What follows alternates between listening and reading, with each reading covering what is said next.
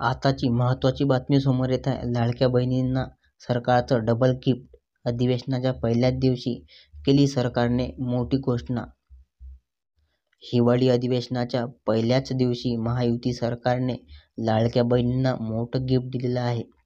या दिवशी 35,788 कोटीची पुरवणी मागण्या मंजूर झाल्या असून त्यामध्ये मुख्यमंत्री लाडकी बहीण योजनेसाठी 1,400 कोटी रुपयाची तरतूद करण्यात आलेली आहे.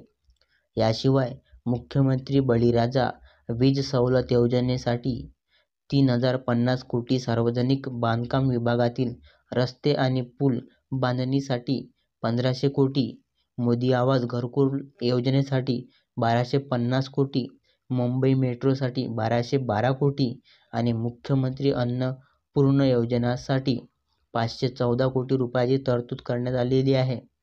लाडकी बहीण योजनेसाठी मंजूर करण्यात आलेल्या 1,400 कोटी रुपयासोबत अन्नपूर्णा योजनेसाठी मंजूर 514 कोटी रुपयाची तरतूद आहे.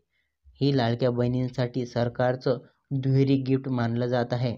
त्यामुळं लाडक्या बहिणी सध्या आनंदित आहे.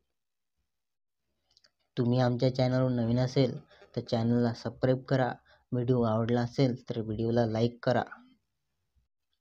धन्यवाद. जय हिंद, जय महाराष्ट्र.